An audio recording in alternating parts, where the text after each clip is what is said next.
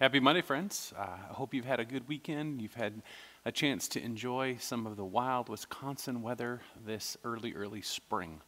This week, we're going to be talking about light and all the different parts about light and how important it is, things like this. So I want to start just by sharing a little bit of Psalm 50 with you. Psalm 50, part of it should be very familiar to you, probably not the whole thing. I won't read the entire psalm, but it starts, "The mighty one, God the Lord, speaks and summons the earth from the rising of the sun to its setting.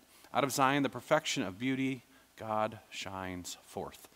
Our God comes and does not keep silence. Before him is a devouring fire and a mighty tempest all around him. He calls to the heavens above and to the earth, that he may judge his people. Gather my faithful ones with who made a covenant with me by the sacrifice. The heavens declare his righteousness, for God himself is judge."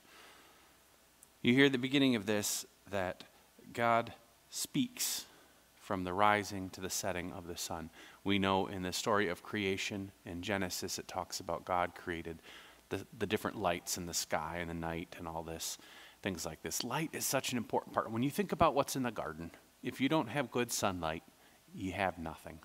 You have to plan, as I have learned the hard way, which plants need more sun and which ones need less sun. Are they full sun or part sun or part shade?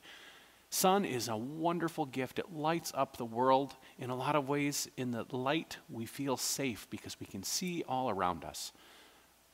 But too much sun is also a tough thing. You may have noticed about this, I come from Dutch and Scandinavian heritage, and we are not known for being the best at tanning, shall we say. As my parents would always tell me that I was very pasty and to make sure I put on my sunscreen. I can't tell you the number of times I've been sunburned no matter what I do to try to cover myself. As a good friend of mine jokes, "At least you're not Irish." And I said, "I don't know. The Scandinavians and the Dutch aren't really known for not getting sunburnt." But sun does this amazing thing where it grows the crops, and you can watch them unfold. It is unbelievable. There are things like sunflowers that when the sun goes, they swivel to follow the sun.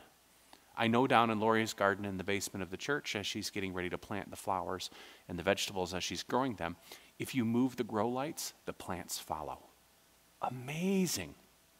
And yet, if you put too much sun on something, it will grow like a weed, like nobody's business, and when it doesn't get that much sun, it dies. And the same thing is true about us. When we have too much light, there's too much of it, it's too much for us. You go to the beach and you stare at the sun, you can't see. You go to the beach and you forget to put on your sunscreen, if you're like me, and you turn into a lobster. So sun has that beautiful thing in this light, but it's also a recognition that too much light is too much, that we can't handle too much light. So I want to encourage you to think about both in a garden how the plants grow and all of these things, but I also want you to think about what is it in your life that gives you light? What brightens your day? Don't go with the easy answer, "Oh, it's Jesus or God," or something like this. Who, what, where brightens your light and makes everything seem brighter and more tolerable? Because the plants look for that light in all that they do. And I think we are called as well to look for that light in everything we do. Look forward to talking to you more about some other parts of light this week, and I will see you tomorrow. Take care.